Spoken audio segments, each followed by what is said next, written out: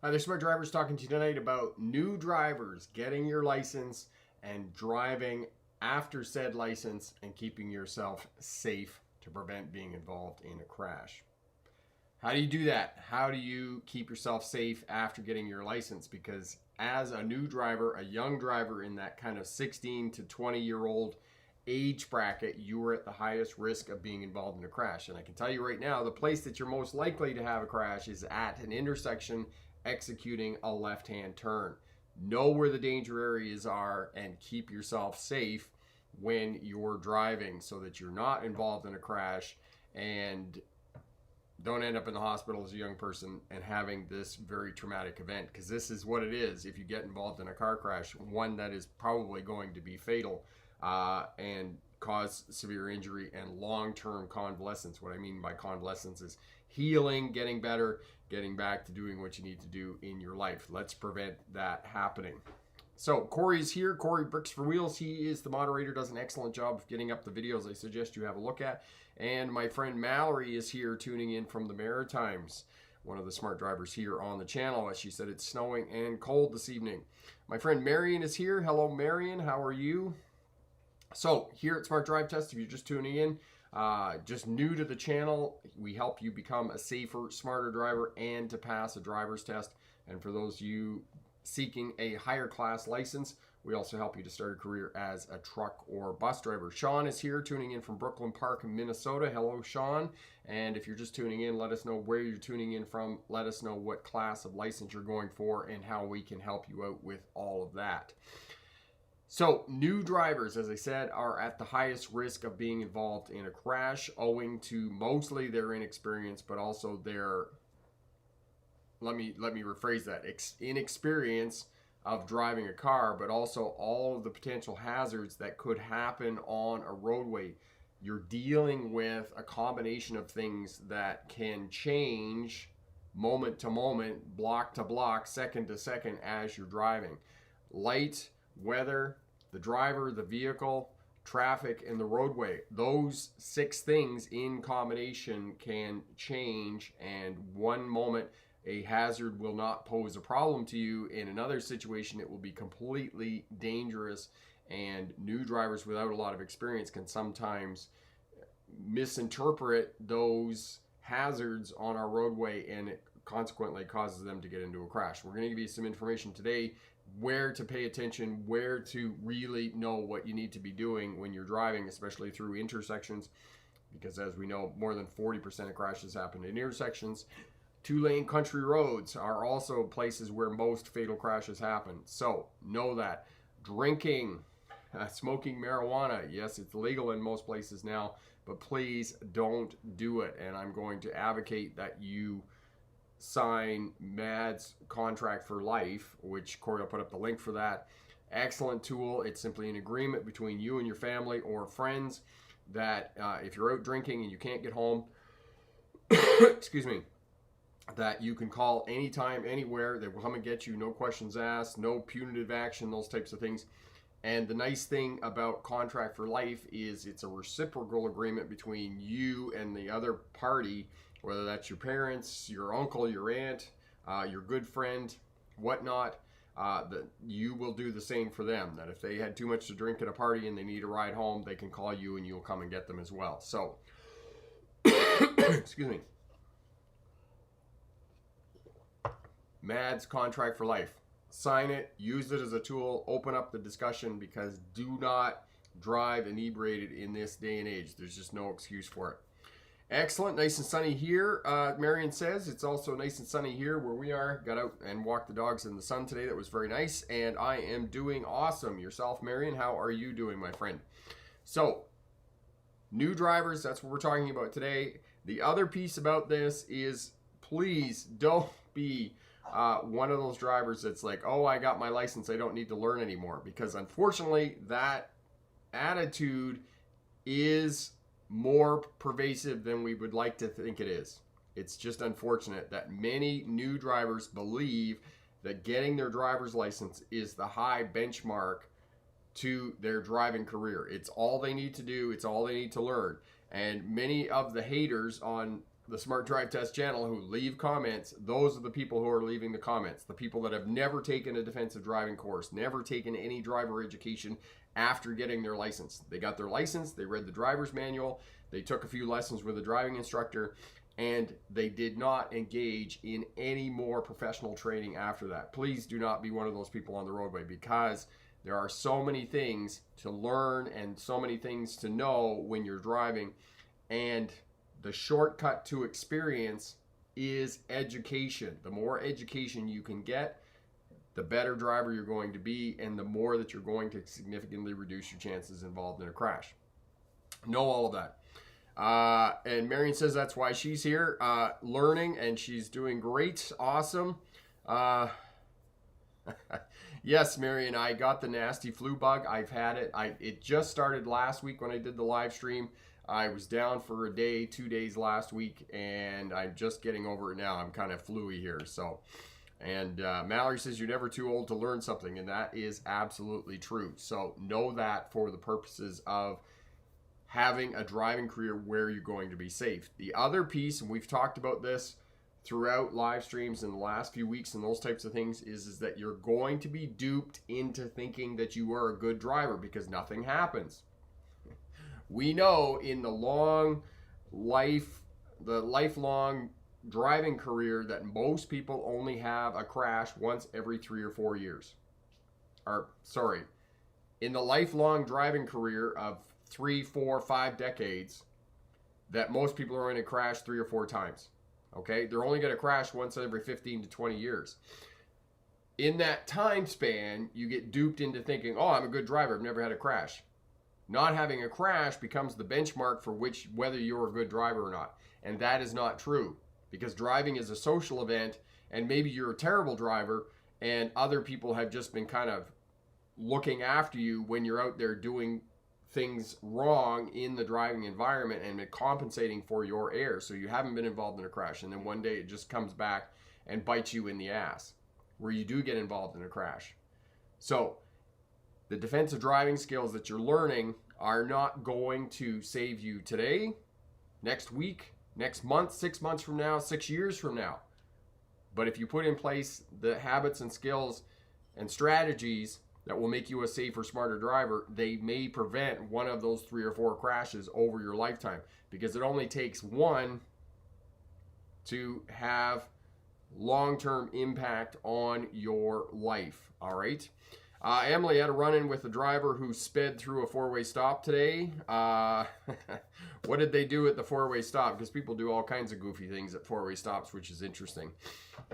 Excellent. So get over to the presentation here. We'll get through that, and then we will come back and answer any questions you have about passing a driver's test and becoming a safer, smarter driver. So today we're talking about new drivers. We're talking about defensive driving and asking the question of, is it really that much different after you get your driver's license and start driving on your own? And yes, it is different, because now nobody is telling you where to go left and right and those types of things.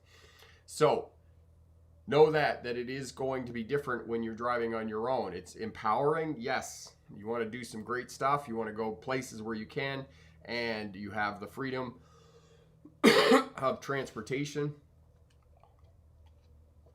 But there are responsibilities that come with that empowerment and freedom. I'm always trying to get my controls back up here. There we go. Okay. For those of you new to Smart Drive Test, my name is Rick August. I was a truck driver in the 1990s, became a licensed commercial driving instructor in 1997. Graduated from the University of Melbourne in Australia in 1997 with my doctorate in legal history. And while I was going to university, drove buses for Greyhound, one of the regional bus lines in Australia. 2015, 9 years ago now, started the online YouTube channel, The Business, and it has been wildly more successful than I could have imagined. So if you want to know more about me, check the autobiography out over at the Smart Drive Test channel.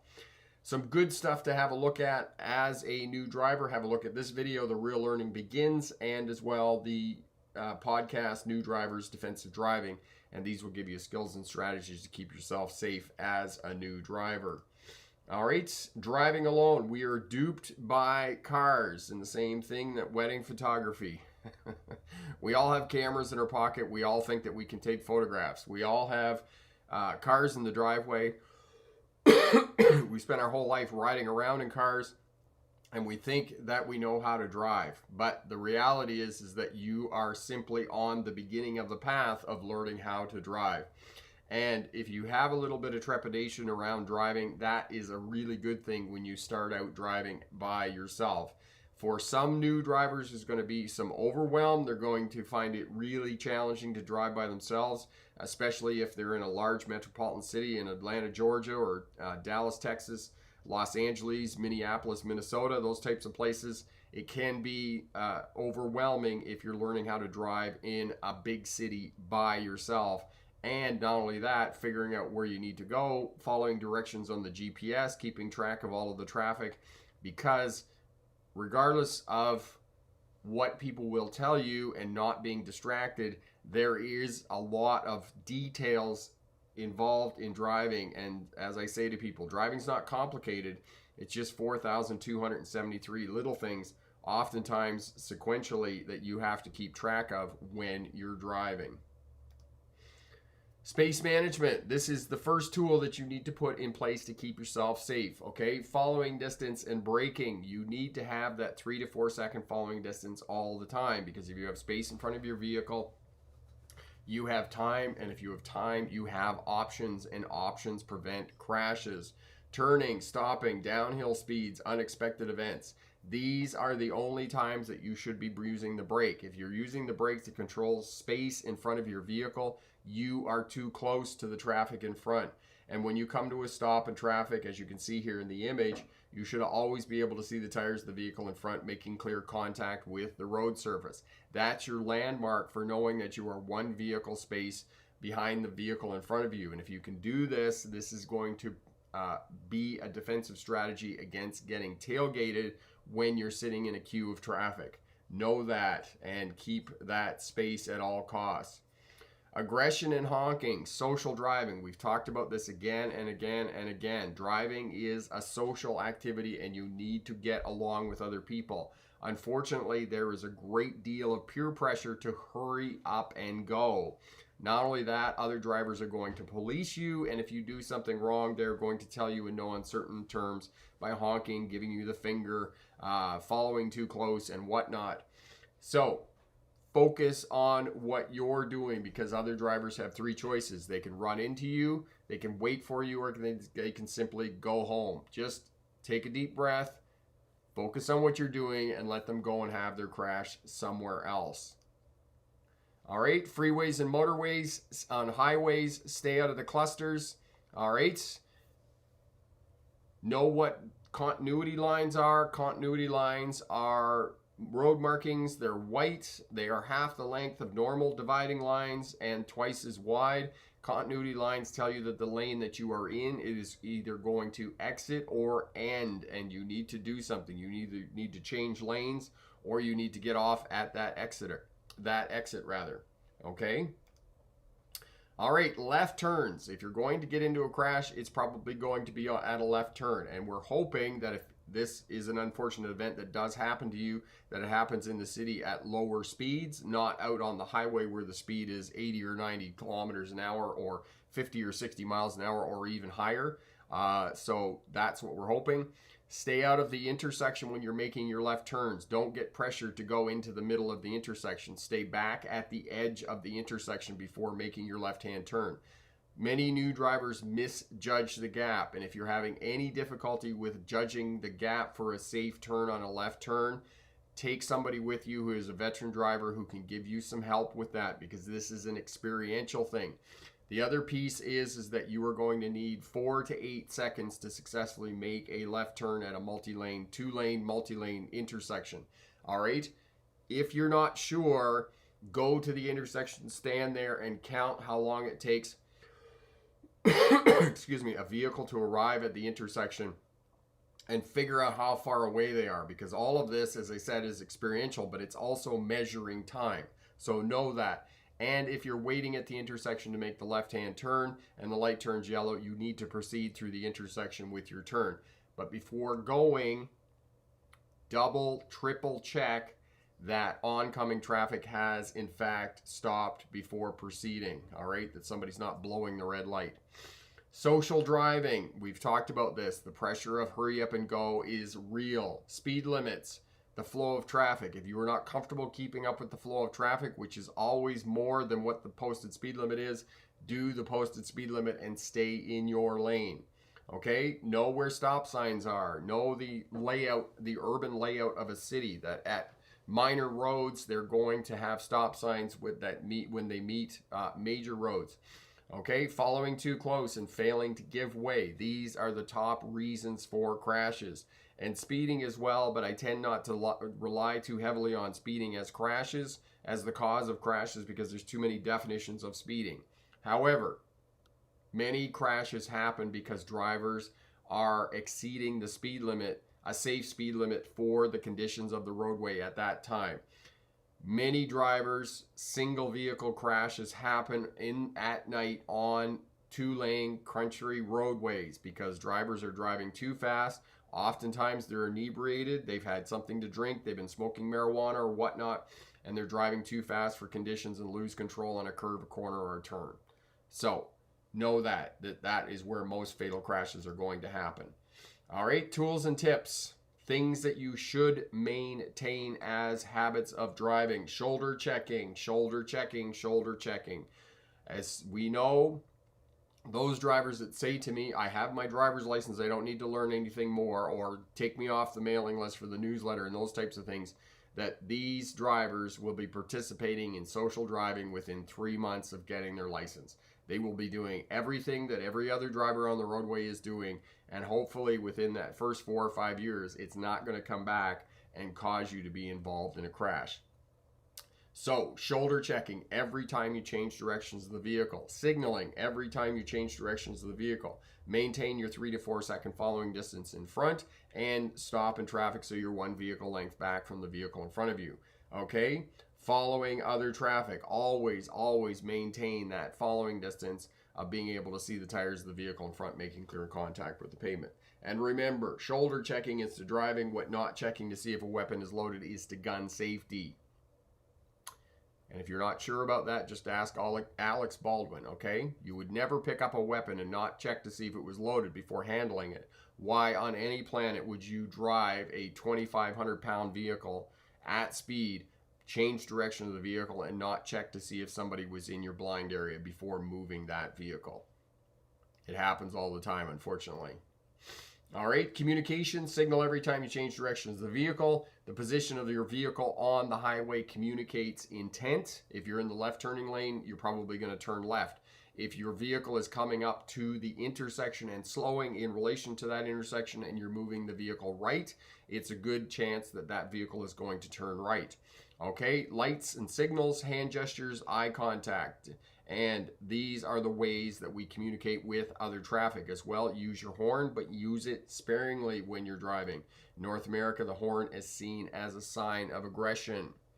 Okay? You can be right or you can be dead right. Okay? If you're not sure of a traffic situation or how to proceed, simply stop. Just stop, because the traffic will change within 20 seconds, and then everybody else will just sort out whatever they're doing, and then you can proceed, okay? The right of way is always given. It is never taken. You cannot take the right of way. If you take the right of way, you're probably going to be involved in a crash. All right? Ragamuffins. I saw this. I made this little thing up here, and I put it up on the community tab every now and again. Yesterday while I was walking, I saw a pimped out Jeep make 2 risky lane changes in less than 2 blocks. And this was while I was walking down to my kid's school one day. Not surprising, when the vehicle stopped at the traffic light, it had a brake light out and was adorned with an N placard. In some provinces here in the province of British Columbia, if you're a novice driver, you have to have the N on the back. In England, I believe it's a P, which means probationary. And I believe it's P's in Australia as well. So some places do require you have to have learner stickers and probationary stickers on your vehicle. And know that if you're doing this and you're speeding in traffic and you brake lights out and your vehicle is noisy because the muffler or the exhaust system doesn't work and whatnot, that you stick out. You stick out. And as one of Tim's favorite sayings, who used to be an RCMP constable, his favorite saying was, the nail that sticks up is the one that gets hammered. Okay? And if you're doing this in town, you are going to get pulled over by police. It's just a matter of time. All right, so good luck on your driver's test. And remember, pick the best answer, not necessarily the right answer. All right, Swift Boy, hey, how's it going? Awesome. I am great, my friend. How are you? Skinner, still learning highway driving, a bit overwhelming. Yes, and at the beginning it is because there's a lot going on. You're driving at much higher speeds, and intersections, curves, corners, turns, those types of things, other traffic coming in and out off the roadway and whatnot. So all that's going to happen. Skinner, how to be patient. You have to know they right to go. Yes, can't talk more about going in and out of parking lots. Yes, we can talk more about that for sure. Marion, I came to a four-way stop. Guy arrived at the same time as me. We both waved each other to go first, both laughed, and he let me go. I said, thank you. Awesome. And that's what's going to happen, right? Sometimes you're going to pause. The other person is just going to let you go at the four-way stop sign. It happens. My friend Rob is here from Sudbury, Ontario. So you think you can drive. And that's what we're talking about here. You think you can drive.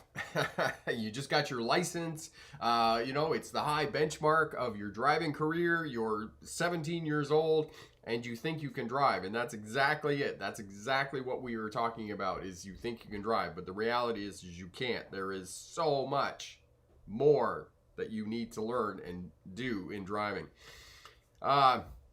After I got my 365, I was like a dog who broke his chain. Yes, indeed. There you go. Oh, and the other piece about this, here you go. We were talking about this last week during the live stream about the brakes failing on your car, that the brakes will not fail on your car. Lo and behold, I must have talked about it. I must have cursed the buggy because we came back down the highway. Of course, I'm bombing down the highway at 110 kilometers an hour, which is about 68 miles an hour. Get off the exit at the exit to come into town, push the brake pedal down, and the brake pedal went right to the floor. Not like right to the floor, but it went almost to the floor. And I was just like, it just went down and then it kept going. Whereas normally when you put your foot on the brake pedal, it just kind of goes and then the vehicle starts to slow. But the brake pedal just kept going down. And I was like, what the heck is going on? And so we're driving home, and a couple of times it was like, pushed it down and then pumped it a couple of times, but then as soon as I pumped it, it would grab. So the brakes weren't doing what they were supposed to be doing, but they still worked. And I got home and put the car in the garage, and then I realized that the back right wheel, the hose, the hydraulic hose into the brake chamber has let go, and there's hydraulic fluid all over the tire. But the brakes still work fine. You could still drive it. But called the shop this morning, and trust me, I'm not driving it around, you know, going run errands and those types of things, because it's not safe. I'm going to get up in the morning early and drive it to the shop and have them fix it, because obviously the line has broken, the hydraulic line or something in there is broken. But it still has brakes. You can still get it stopped, right? And the other piece about it, and the reason we talked about that, we talked about the reasons that brakes won't fail is because they're divided into two independent brake systems, right? The front brakes and the rear brakes. And if the rear brakes fail, the front brakes will still work. And if the front brakes fail, the back brakes will still work. And if all of that fails, you still have the parking brake that you can use as an emergency brake. And many people use the vernacular, they call it the e-brake. It's not the e-brake, it's the parking brake, okay? First and foremost, it's the parking brake. In the event of an emergency, then it becomes the e-brake or the emergency brake, but it should be known as the parking brake for the most part. Didn't have to resort to the parking brake. The brakes still worked. Just pumped them a couple of times and got the braking back, but it is leaking on the back, and I have to take it in. So interesting. I was talking about that last week. The buggy must have overheard me talking about the brakes failing. Carmen, the right of way is given, never taken. That's some great advice. Awesome. Happy to hear we can help out. Driven in a while due to suspension. Skinner, that's unfortunate that you got a suspension. And talking about parking lots, go slow, be observant, because you're dealing with not just cars, but you're also dealing with drivers who are trying to execute slow speed maneuvers. And as we know, slow speed maneuvers are one of the things that are missing, in my professional opinion, on driving tests. And in the province of Ontario, just to underscore that statement of what I just said about slow speed maneuvers not being emphasized enough on driving tests, in parking lots, now you have drivers who don't really know how to do slow speed maneuvers and do parking well. They're in parking lots trying to get in and out of tight spaces. And you could tell so many drivers do not do that well. They don't reverse well. They don't pull into parking spots well. And there's a lot of confusion. So give them a lot of space. Okay? If the car's up there and you're 6 cars back, stay back there until they get the car out and they get it straight and get going again. So this is the other thing. Go slow, observe, give other vehicles that are pulling in and pulling out of parking spaces lots of space, because you are dealing with people who have any level of any level of driving ability, and many times it's not very high. Okay? So, Mallory was able to get the brakes fixed. I will be able to get the brakes fixed. They just didn't have time today at the shop, so I'll take them in tomorrow here. Just bear with me one sec.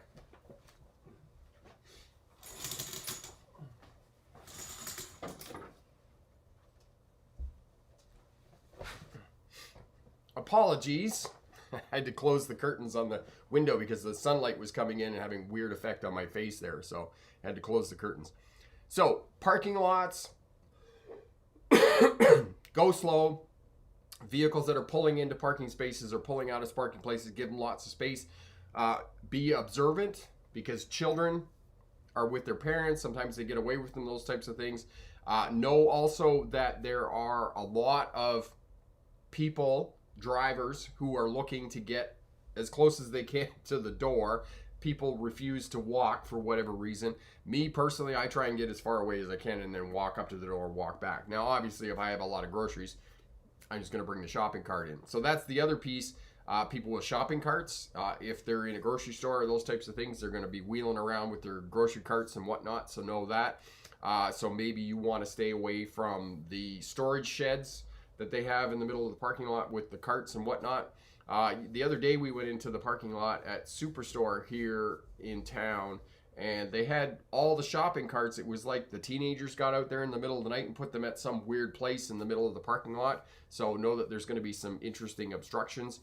Take note of concrete islands in parking lots as well, because they can be kind of weird places that you run them over and whatnot. So lots going on in parking lots. They're very busy. As well, signal your intent. Shoulder check when you're in parking lots. That too will help you to navigate the parking lot and get to where you are going safely. Rob, maybe it's not the curtains. Maybe it's not, I'm moving back and forth with my head here, back and forth, and that kind of gets the weird sun on my face. Now, don't get me wrong. I am not complaining about the sun at all. I like it, because usually here where we live in the Okanagan Valley, you get that just gray overcast all winter. So when we get a bit of sun, very much appreciative. And I just kind of go outside and I just go like this. And it's like, oh, it's sunny. Oh, nice sun. Oh, worship the sun. Because, I hate to admit it because it makes you sound a little bit weird, but seasonal disorder, I have a bit of that seasonal disorder. And by the time February comes, I'm just like, oh, please put me on a plane to a nice beach with hot sun. I just need some vitamin D by the time February comes. Use turn signals. Yes, absolutely, Skinner. Thank you for that. Marion, I hate when they crowd you when you are trying to back out of a parking space. Yes, and they do that, Marion. They do crowd you, which is just like, can you stay back? Can you, like 3 or 4, maybe even 5 car lengths away? So if you see other people who are doing that when you're in parking lots, just stay back and give them lots of room to get their vehicle out. Because people don't know how to reverse. They don't know where their vehicle is in space and place. So if you're right up on them and you're crowding them, that is not helping them. And that is adding to everybody's anxiety in the parking lot. So the more space you can give, the better it's going to help out. And as Mallory said, no need to speed in a parking lot. Absolutely. There are simply too many hazards in a parking lot, okay? And as well, take note of crosswalks. There are lots of marked crosswalks in parking lots.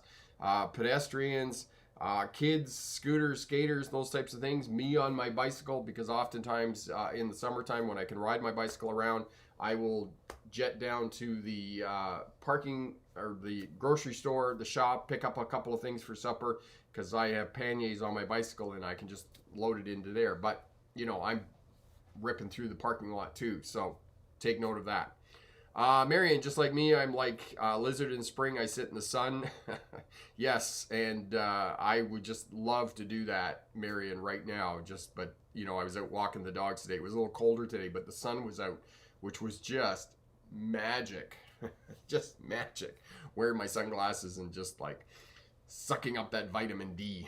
Loving it. Making me feel much, much better. As opposed to this flu-y thing that's just dragging on here. All right. So new drivers, putting in place skills and strategies that are going to keep you safe and prevent crashes. And again, space in front. Manage that space, that 3 to 4 second following distances. And I was talking about in the presentation, you should be controlling following space in front of your vehicle with the accelerator, not with the brake.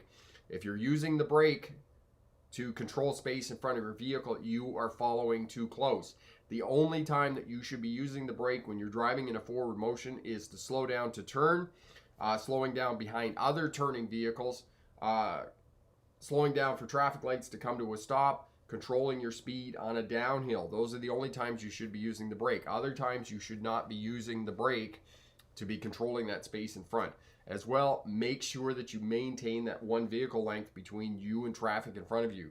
If you can put this skill in place in combination with signaling every time you change directions of the vehicle and shoulder checking every time you change directions of the vehicle, you are going to be significantly safer on the roadways, because we know as traffic safety specialists, people that do the work that I do, that within 3 months of getting your license, most of you, the high percentage, 80% of you are going to be participating in social driving, and you're going to be doing what everybody else out there is doing. Speeding, following too close, not signaling, policing other drivers, being completely reactionary.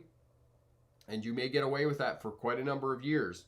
But then one day you're going to be involved in a crash. And hopefully, at that juncture, when you do get involved in a crash, that's when you're going to say, hey, maybe I need some retraining here and I need some skills and abilities. All right.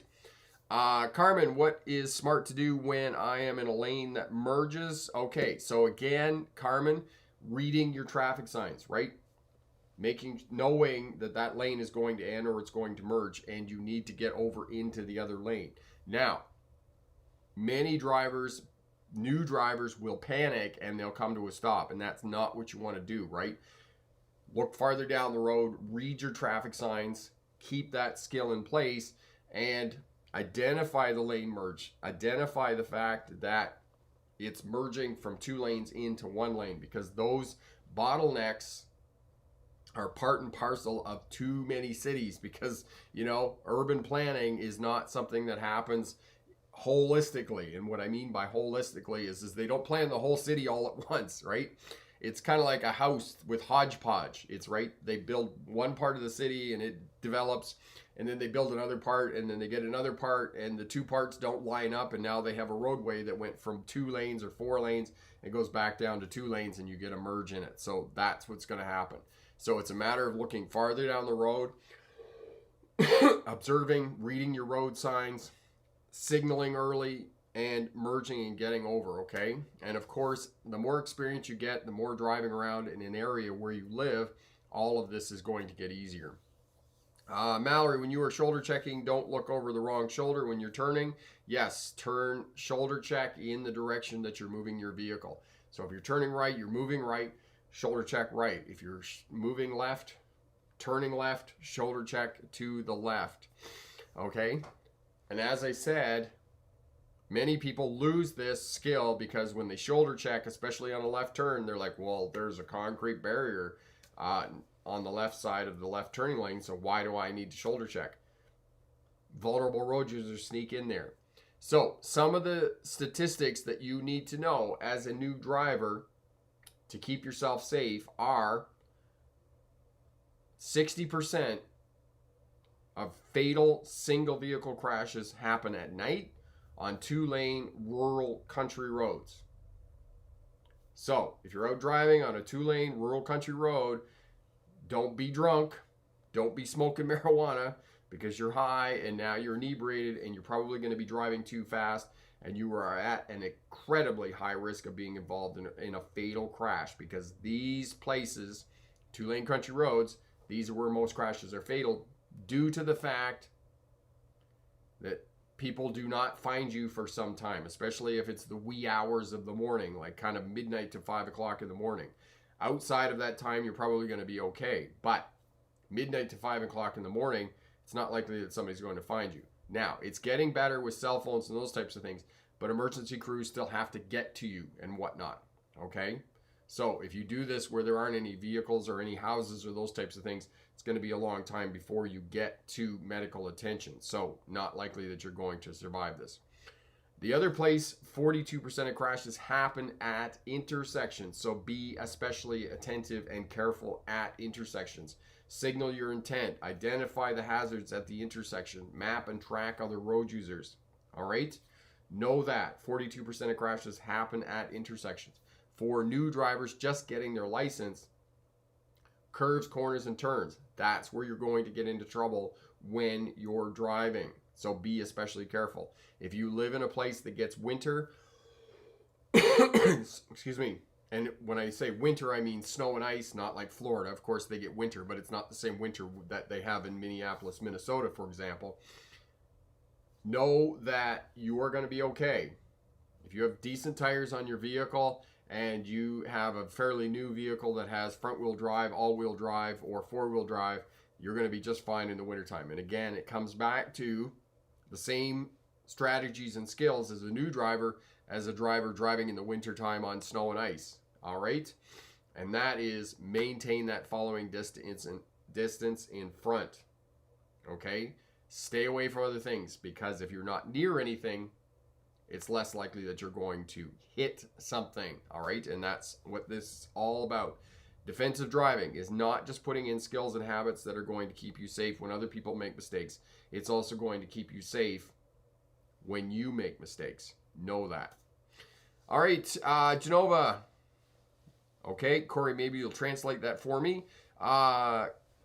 Push, I'm happy to say in about to get my driver's permit. Think I know what I need to do, but always helpful. If I'm unsure, keep up the great work. Awesome. Thank you for your kind words, my friend. That is great. Good luck with that.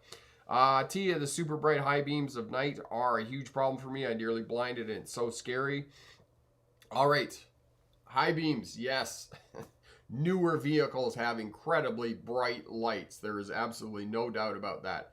What you need to do is, if people are not turning down their bright lights, or even if they have those new halogen lights that will burn the retinas out of your face, you need to look excuse me, to the outside edge of the roadway.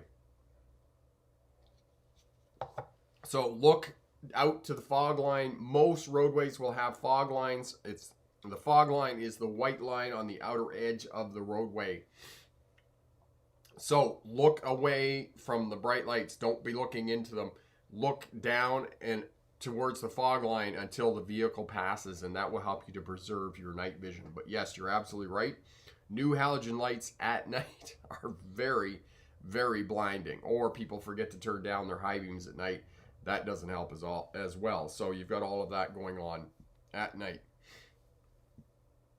Very good to you. Did my evaluation and passed today, and that is awesome. Thank you for translating that for me, Corey. Genova, thank you for stopping back and letting us know. Buenos dias. Awesome. That is really great.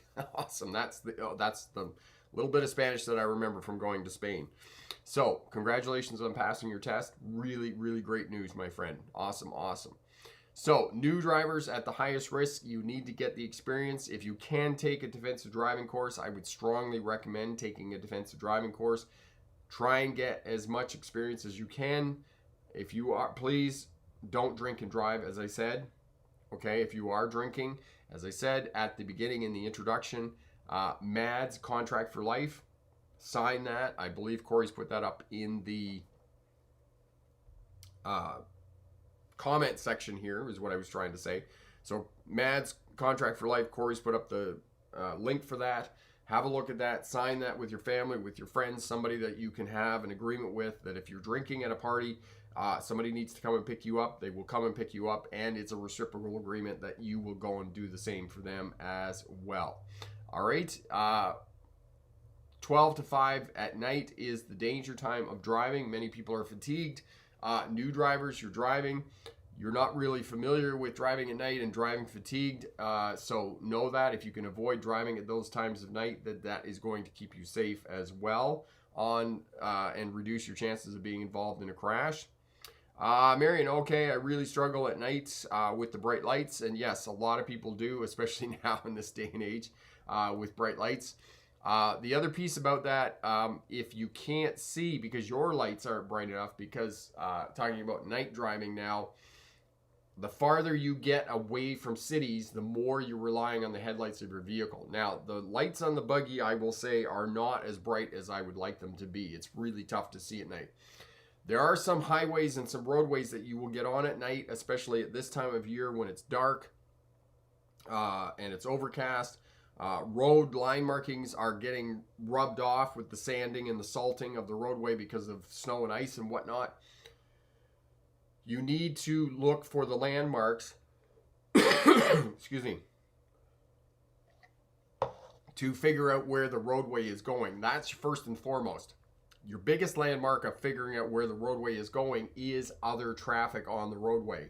So follow other traffic, because most of the time, 99% of the time, other traffic is going to drive on the roadway. Signs along the roadway, utility poles, these are all landmarks of where the roadway is going. Okay, lane markings are going to help you out as well. Concrete medians down the middle of the roadway, all of this is going to help you to discover where the roadway is going, because this is what you're looking for at night. We lose 50% of our ability to see at night, and as one smart driver said some years ago, it's like driving on another planet. And it really is. It really is. In the daytime, the Highway 97 here in British Columbia, where I live, between Vernon and Kelowna, super easy highway to drive on. Yes, it's windy and twisty because it's going through the mountains and it's a 4-lane highway, but it's a 4-lane highway, so it's easy to drive on. However, at night, that roadway becomes incredibly challenging to drive on because it is dark. It's dark. And the roadway just blends right into the darkness because we don't have reflective paint anymore, and that makes the roadway hard to see. So hopefully they're coming along with some technology that's going to help us out with all of that. But you need to look for all of those landmarks that are going to keep you safe and allow you to navigate driving at night. Jackson, a family member said I need 12 A's in a row to be test ready. Not sure. 12 A's in a row. Who's going to give you 12 A's in a row for you to be test ready? That's an interesting statement. Fred, my friend, how are you? And my friend Epic is here. Hello, Epic. From what I've seen, when they have a full license or probationary license, U.S., they tend to drive with the flow of traffic. However, for Canadians, you are still required to drive with a rule for full. Yes. However, most people, after they get their driver's license, as I said, within 3 months of getting their license, they are participating in social driving. They're doing what everybody else does. They're keeping up with the flow of traffic. They're following too close. They're policing other drivers. They're hoping on a wing and a prayer that they can react in time to prevent a crash. And that's not what you want to do at all. If you want to stay safe, you need to put in place different skills and strategies than what everybody else is doing on the roadway, for sure. Rob, I teach on the edge of a meteor crater, literally. Are you saying that new drivers are interesting to teach? Is that what you're saying, Rob? Marion, this is true. Our street lights here are dull, and it's raining. The roads and the lights blend in, and that's when I struggle. And yes, absolutely. And the whole Highway 97. I came back from the north last night and driving on that roadway, and it's the same thing. It is challenging to drive at night on these roadways here in British Columbia because they're not well lit. The road markings are nigh existent. They barely exist. And you're looking for landmarks. You're looking for the road signs along the roadway. You're watching, following other traffic, looking for what little bit of road marking is there, concrete medians and those types of things. You're really looking for all the landmarks that you can find to keep yourself safe on the roadway. Fred, everything I turned left at night was looking for those concerts, the concrete medians and that type of thing, concrete islands and whatnot. So yes. Mallory, even though I'm a smart passenger, I still enjoy watching your channel. I love learning about your skills and techniques needed for driving, and that is awesome. Marion, white knuckle driving. Yes, that's what they call it. I try not to participate in white knuckle driving because if I'm all tense and I'm holding the steering wheel like this, I'm not relaxed to be able to take in all the information I need to keep myself safe when I'm driving at night. So I try to stay relaxed. And probably just because I did a lot of night driving when I was driving truck and when I was driving buses. So try to stay relaxed, looking as far down the road as you can, following other traffic, looking for the landmarks when you're driving. And it's not just at night. Looking for all these landmarks can help you in inclement weather as well when you're driving in the rain, driving in fog, driving in snow, whatnot. Again, looking for all those landmarks to keep yourself on the roadway and keep yourself safe.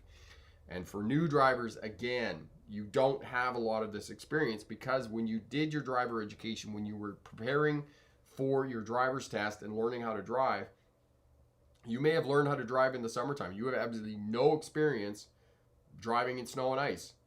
You may have driven only when conditions were favorable. Every time you went out, it was sunny, roads were dry, and now you have to learn how to drive in the rain. And we don't drive in the rain very often.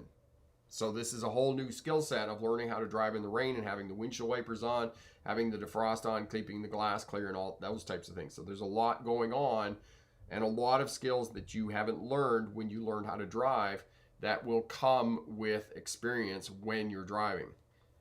Rob, Sudbury Basin is the world's third largest meteor impact crater, so it's like driving on another planet, like they're saying about driving at night earlier. Yes, there you go. Okay, I did not know that about Sudbury. I knew it had been a nickel mine, but I did not know that it was the third largest meteor impact crater in the world. So there, I learned something. Marion, thank you. I will learn, put those skills in place, and that will definitely help you out. But try not to do that white knuckle driving because what it's doing when we're anxious or we have a lot of trepidation about driving at night and we're just grabbing the steering wheel. It's shutting down some of our faculties to be able to observe and to identify the landmarks that are going to help us to drive safely. All right. Okay, excellent. Dealt with all that. So know that what other people are doing, and this is the other piece about keeping yourself safe after you get your license. What everybody else on the roadway is doing is participating in social driving. The pressure of social driving is real. That pressure is hurry up and go. You do not want to succumb to that pressure of hurry up and go because that is going to cause you to make mistakes when you're driving, especially when you're making a left-hand turn. If the traffic behind you is honking and those types of things and you're not safe with the gap, but then you go and the gap is too small, now you're endangering yourself, endangering others on the roadway. So if you're not comfortable or you feel that you don't have enough experience, maybe take another driving lesson with a driving instructor or ask somebody who is an experienced driver if they can go out with you and ride with you and maybe give you a few pointers about driving, okay? Because driving after you get your license and driving alone, navigating, figuring out intersections and those types of things, there is a lot of information that you need to take in on your own. And maybe you didn't get those skills and abilities when you were learning how to drive. You didn't take in that information because when you're learning how to drive and you're preparing for a driver's test, some of that information doesn't get through. It doesn't get in, and it doesn't get instilled in your brain because you're so focused on the test and what you need to do for the purpose of the test. Once all of that's gone and all of that pressure of studying for the test is gone, then you can focus on keeping yourself safe when you're driving and focus on, putting in the skills, strategies, and habits that will significantly prevent you from being involved in a crash. So know that. Nope, I took my learners and drivers over January and March, which has nasty wet weather, so I don't mind the rain. And yes, exactly what Marion just said about taking her test in the late winter, early spring. I so encourage you to take your driver's test in the winter time and in the early spring and those types of things. You will be training in inclement weather, and that is going to make you a safer, smarter driver. You will have a higher skill set when you're driving on your own, for sure. And unfortunately, that is not the way that it happens. I know that that's not the way that it happens. That's because the busiest time of the year is June, July, and August, and early September for new drivers getting their license. That's just a matter of course. It's also a matter of the school schedule because that's when they have free time to go and practice, to go and take their driver's test and those types of things. Otherwise, they're busy with school, they're doing exams and those types of things, so they don't have a great deal of time to dedicate to getting their driver's license. It is what it is. But if you can get your driver's license during the winter time, it's going to be an easier driver's test for one thing. And as well, you're going to come out of the other end of it with a higher skill set than most other people on the roadway. And Corey's just put up the video. Corey got ahead of me there on getting your driver's license in the winter time and taking an easier test. Thank you for that, Corey. Ray, I am having a wonderful day, and I hope you're doing the same, my friend. Epic. On the highway when I had a permit, or if I passed back in 2018, I was forced to do at the flow of traffic, even though the safe choice would have been going the posted speed limit. And this is the other piece. You may feel more comfortable going the posted speed limit. Now, doing this posted speed limit or the flow of traffic, neither one is going to be safer than the other. Now, obviously, if the posted speed limit is 50 miles an hour and everybody on the roadway is doing 75 miles an hour, that's obviously not safe. However, most of the time, keeping up with traffic flow is going to make you more predictable, okay? Unfortunately, traffic flow is much higher than what the posted speed limit is, and if you're driving the posted speed limit, you are an obstruction to other traffic. Other traffic is trying to get around you, pass you, and those types of things. And if you're out on a 2-lane urban highway, they're backing up behind you and they're trying to figure out how to pass you. I've been in that experience quite a number of times. Not always with new drivers, but big trucks, semi-trucks, especially here in the mountains, because they are limited by the amount of power that they can generate and how fast they can get up on a hill.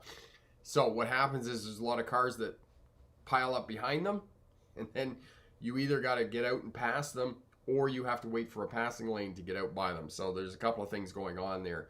And slower traffic often forces other traffic to get out and pass. And of course, passing is a dangerous maneuver because you can end up in a head-on crash. All right. Fred, it's so quiet and weird when I first drove by myself, but I'm getting used to it. Just staying local so far. That is awesome, my friend. Ray, awesome. New Jersey, you barely be moving if you're driving in the summertime. And yes, there are places, as Kev just said, in New Jersey and other places in the summertime where there is a lot of traffic. And it's the same here where I live. We live in a resort town. We get a lot of tourists from the neighboring provinces that come here. And in the summertime, yes, it can be very busy here and you're not going to get very far. We also have a saying here, we have 27th Ave through town. It's one of the main routes. 27 kilometers an hour on 27th Ave. That's what we call it. If you're going faster than 27th, it's usually the middle of the night that you're out on that roadway. Carmen, any tips for driving a bigger vehicle than you are used to? My dad wants to drive. Wants me to drive his humongous van. Yes, and we have a video for that, driving a larger SUV. So have a look at that video. The other thing is you need to look farther down the road. You'll need to learn how to use your mirrors, because some of these larger vans will have really big blind areas, and you'll need to shoulder check. You'll need to give yourself more space. You'll need to do some slow speed maneuvers, and I would recommend that you do that. Getting into some parking spaces and places. Go to a parking lot, for example, where there isn't much traffic or other vehicles parked there, and just do some forward figure eights, do some reverse figure eights back into some parking spaces and those types of things, so that you can get used to driving that bigger vehicle that you are not used to. So that'll help you out. Also know that there are bigger blind areas the bigger the vehicle is. So your two biggest blind areas on your vehicle are to the rear of the vehicle and to the passenger side of the vehicle. And if you can't see out the back, it doesn't have a backup camera, those types of things, before you reverse, you might want to get out and do a walk around. So know that. And Corey's put up the video there on how to drive a sport utility vehicle. So that'll lend into driving that bigger vehicle and keeping yourself safe.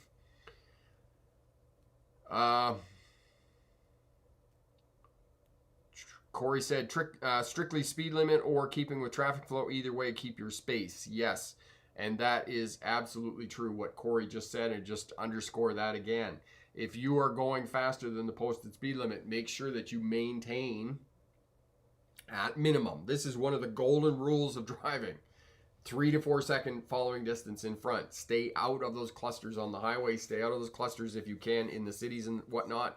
I know it's quite a bit harder in the city, but try to stay out of those clusters. And again, coming to a stop in traffic, in a lineup, stay back 1 vehicle length, okay? And your landmark for that is the tires making clear contact with the pavement. And that is going to keep you safe, because space buys you time, time buys you options, options prevent crashes. And in the event of an emergency, it's much faster to drive out of an emergency situation than it is to try and brake. But you can only steer out of an emergency situation if